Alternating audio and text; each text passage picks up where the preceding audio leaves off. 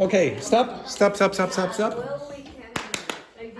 Okay, so, all right, we're nearly finished. Okay, so tomorrow I will ask you to write the scripts for that. Yesterday I gave you 3 recipes and then I asked you to do some matching of definitions to words. Okay, so to some extent you could use those kind of words inside the context of a podcast, but it'd be more difficult. Okay, what would be easier is if you actually cooked something or created a dish. Okay, so the first thing that you will do tomorrow is do a podcast. After that, so you're learning vocabulary for your for food and drink, etc. in context. So right now you are practicing speaking.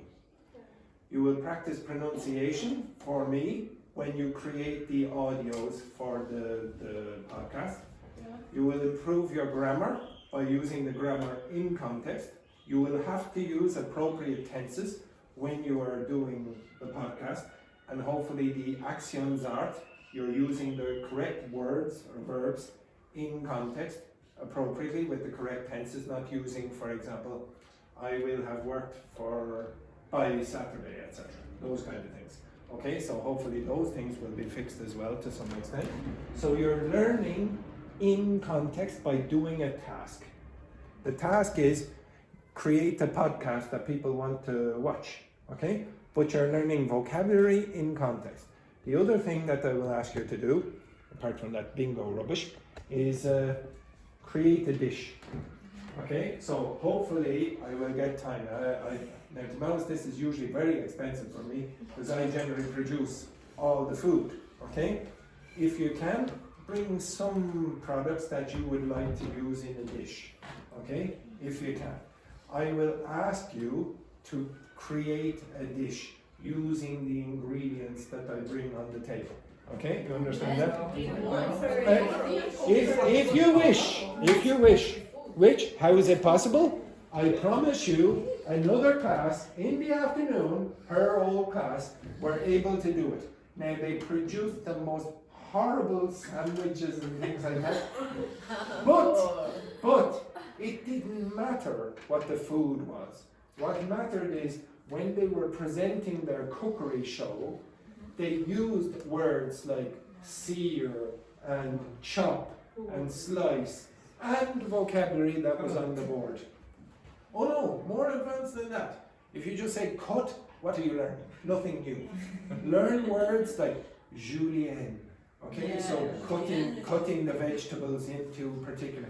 Now, to be honest, some of their food was disgusting, but that's not important. What is important is that you're learning the vocabulary in context. Okay? Other people in the afternoon, they did a wine tasting a couple of weeks ago. The wine was from Italy, and I gave each student a tiny little bit of wine, and then they had to learn the vocabulary to describe the wine.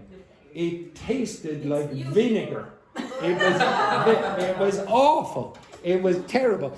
They only had that much, and that was enough. It was terrible. It's so bad, it's still in there. It's still in there. It's not. My students in the afternoon are alcoholics, and they couldn't drink it. It was awful. It was awful. So maybe there is another bottle of wine in there, and you can use that you can use vocabulary to describe that as well. Okay, anyway, the most important thing that I'm trying to get you to understand is learn vocabulary in context. In different kinds of context. It can be in a magazine. It can be when you're walking around the street. It can be doing activities, podcasts or cookery shows, or creating things and explaining it to other people. But if you just learn lists, it's usually very, very ineffective. All right, have a nice day, etc., and enjoy the sunshine.